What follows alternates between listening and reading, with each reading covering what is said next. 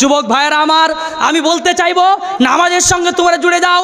ইমাম সাহেব এইখানে সব মেহনত করছেন, নামাজের মেহনত করছেন, কিন্তু তোমরা নামাজ পড়ছো না। আমি রাইবুল ইসলামের যোগ্যতাও এতটা নাই যে আজকের বক্তব্য দিয়ে নামাজি বানিয়ে দেবো, এতটুকু আমি পারবো না। তবে দুটোর তুলনা করছি আপনাদের কাছে। বলেন তো দেখি, বাপের জানাজা বেটা না পড়লে গুনাহ হবে কি হবে না? হ্যাঁ বলেন বলেন, হবে। বেটার জানাজা বাপ না পড়লে গুনাহ হবে কি হবে না? চুপ হয়ে গেল তো, এমন কোশ্চেন পড়েছে গল্লা। হ্যাঁ, বাপের জানা, বাপের জানাজা বেটা যদি না পড়ে তো কি হবে? গুনাহ হবে। আর বেটার জানাজা বাপ না পড়লে গুনাহ হবে না? কোনোটাই হবে না। বাপের জানাজা বেটা না পড়লেও গুনাহ হবে না, বেটার জানাজা বাপ না পড়লেও গুনাহ হবে না। মুফতি সাহেব পাশে মাদ্রাসা আছে, লিয়েছেন। জানাজার হুকুম কি বলেন? সবাই জানেন জানাজার হুকুম ফরজে কিফায়া না? আর ফরজে কিফায়া মানে হলো গ্রামের যে কোনো ব্যক্তি, বাপকে মানে কারেক্ট করে বলা হয়নি, যে নির্দিষ্ট করে ফিক্সড করা হয়নি যে বাপ জানাজা পড়তে যাবে, তার সঙ্গে যে থাকবে থাকবে। বলা হয়েছে ফরজে কিফায়া তাকে বলে গ্রামের যে কোনো 2 জন ব্যক্তি 3 জন ব্যক্তি মিলে যদি জানাজাটা পড়ে নেয়, জানাজার হক আদায় হয়ে যাবে। আর সবাই যদি জানাজা পড়তে যায় তাহলে সবাই নেকি পাবে। বুঝতে পারছেন না কথা? কিন্তু বাবা যদি বেটার জানাজায় না যায় গুনাহ হবে না। আর যদি বাপ আর বেটার জানাজায় বাপ না গেলেও গুনাহ হবে না। কিন্তু সকালবেলায় বাপ মরেছে, থাবড়াতে থাবড়াতে কান্না করতে করতে বুক ফাটিয়ে যদি তুমি ফজরের নামাজ না পড়ো তাহলে বিরাট ধুলাই হবে। বুঝতে পারেনি কথাটা? যাদের বাড়ির মরে যায় তাদের বিটি বেটা চাচা ফুপু নামাজ পড়ার কথা ভুলেই যায়, জানেন তো? মানে ওরাই এত কাঁদা কাঁদে, ভুলে যায়। তারপরের দিন সকালবেলায় ইমাম সাহেবকে ডাকতেছে, মৌলভী সাহেব আমার বাপের কবরে একটু পানি দিবেন না? চলো একটু পানি দিয়েছে, একটু দোয়া করে আসি। বাপের কবরে এক বদনা পানি ঢেলে তোমার বাপের বুকে না আগুন একবার নিভে যাবে না? 4 দিন চালাই না, পরপর 4 দিন চালাই। আমি বলছি শোনো, তোমার বাপের কবরে 4 দিনে 4 বালতি পানি ঢেলে কিচ্ছু হবে না। প্রতিদিন যদি ছোট একটা মেশিন চালাও আর পাইপ যদি বাপের কবরের উপরে লাগিয়ে দাও, গপ গপ গপ গপ করে পানি যদি চলে, তাও বাপের বুক ঠান্ডা হবে না। বাপ মরে গেছে, লাশ থাকবে বাড়িতে, আমি সোজা যাব মসজিদে, আজান হয়েছে, নামাজ পড়তে। নামাজ পড়ে এসে তারপরে বাপকে নিয়ে জানাজায় যাব। আবার আর এক কোয়ালিটির মানুষ আছে, আজ জোহরের নামাজের পরে জানাজা অনুষ্ঠিত হবে। এরা কি করেছে? গোসল ফসল করে, অন্যদিন করুক বা না করুক, আমার জীবনেও কোনোদিন আমি জানাজা পড়াতে, সত্যি বলছি আপনাদেরকে, জানাজার জীবনে মেলা পড়িয়েছি, একটা তো গোসল করিনি। এমনকি জুমার নামাজও গোসল না করে পড়িয়েছি। ভুলভাল হয়ে গেছে নাকি আবার? হ্যাঁ, জুমার নামাজ গোসল না করে চালিয়ে দিয়েছি, টাইম পাইনি তো কি করবো, বুঝতে পারছেন না? তাহলে জানাজা পড়ে খুব ইমানদার, কোনোদিন গোসল করে না। রাতের বেলায় স্ত্রী সবাস করার পরে বেলা 9টা পর্যন্ত ঘুমিয়ে থাকে, 70,000 ফেরেস্তা তোর বাটাম চাপাবো, বিরাট মার মারবো, তুই শুধু একবার মরিয়ে দেখ, চলছে দুয়া। বুঝতে পারছেন কিনা? ওদিকে কোনো খবর নাই। আর পাড়ার একটা ছেলে মরেছে, আমি যদি লোকের জানাজায় না যাই তাহলে কি লোকে আমার জানাজায় আসবে? বুঝতে পারছেন না কথা? এই জন্যই তো জানাজা, তাই না? তো দেখবেন জোহরের নামাজের পরে জানাজার নামাজ, জানাজার দোয়া অনুষ্ঠিত হবে। এখন জোহরের নামাজে মোটামুটি 20টা লোক যা ছিল তাই আছে, কিন্তু জানাজার সময়তে গোটা রাস্তা বলেন বলেন লোড হয় না, হয় না? এরা কোথায় ছিল? তাহলে বোঝাতে চাইছেন, তাহলে সবাই বোঝাতে চাইছেন জানাজা পড়ে যা লাভ হবে জোহরের নামাজ পড়ে তাই লাভ হবে না। এখন বলেন, সারা জীবনে মানুষ মারা গেলে জানাজা একবারই হয় জীবনে, তাই তো? তা মানুষ মারা গেলে জীবনে একবার জানাজা হয়, আর জীবনে প্রত্যেক দিন 5 ওয়াক্ত করে নামাজ আছে। তো নামাজ 5 ওয়াক্ত, নামাজের দাম বেশি না জানাজার দাম বেশি? তো নামাজে আজকে রাতে যদি এই গ্রামের আল্লাহ না করুক একটা মানুষ যদি মারা যায়, আজকে রাত্রের 12টার সময় যদি জানাজা হয়, যতগুলা লোক হবে ফজরে কি অতগুলা হবে?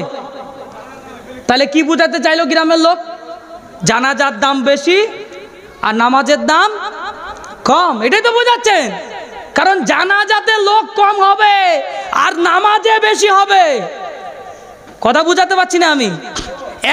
একদিন নামাজ পড়ে না ছেলেপেলে, নামাজ পড়ে না। 2 আর একদিন নামাজ পড়ে না, সেটা যে বিয়ে করতে গিয়ে। বুঝতে পারলেন না?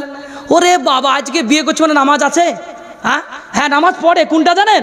বসিপুরে নামাজটা মানে গাড়িতে চাপলো, চাপার পরে যাওয়ার সময় দাঁড়াও ড্রাইভার দাঁড়ান, নামাজ পড়তে হবে 2 রাকাত নামাজ পড়তে হবে, 2 রাকাত, বুঝতে পারলেন না?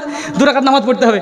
নামাজ পড়ছে, গিটের তলে পায়জামা নিয়ে ছুটছে একবারে, 50 টাকা বের করে মেম্বারের উপর চাপিয়ে দিয়ে 2 রাকাত আল্লাহু আকবার করে বিনা সুরাতে নামাজ চালিয়ে দিয়ে সুজা বেরিয়ে এসে একদম বিয়ে করতে চলে গেল।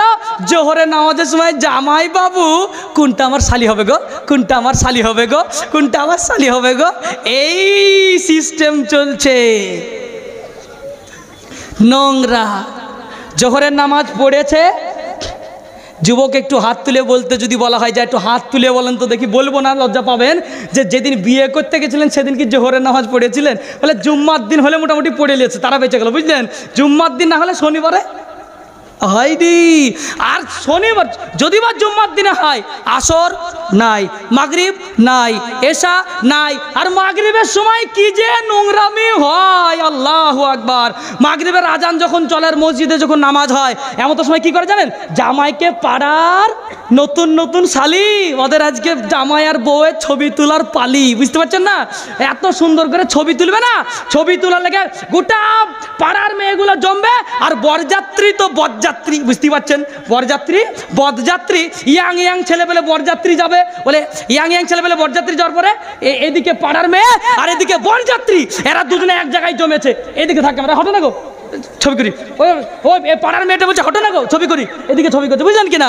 ছবি করছে কার? ওই ছেলের আর মেয়ের। কে ছবি করছে? আপনার মেয়ের ছবি করছে আপনার জামাইয়ের বন্ধুরা। এটা পরিষ্কার ইসলামে হারাম, বুঝতে পারলাম না? কোন জামাই, কোন ছেলে যদি বলে আমার ভিতরে ঈমান আছে, লজ্জা আছে, লজ্জা বলে কোনো জিনিস আছে, তাহলে বলবো যুবক ভাই, খবরদার তোমার বিবির ছবি তোমার বন্ধুকে তুলতে দিও না। বেহায়াপনা চলবে। তুমি জানো না আজকে মারাত্মক সফটওয়্যার বেরিয়েছে মোবাইলে।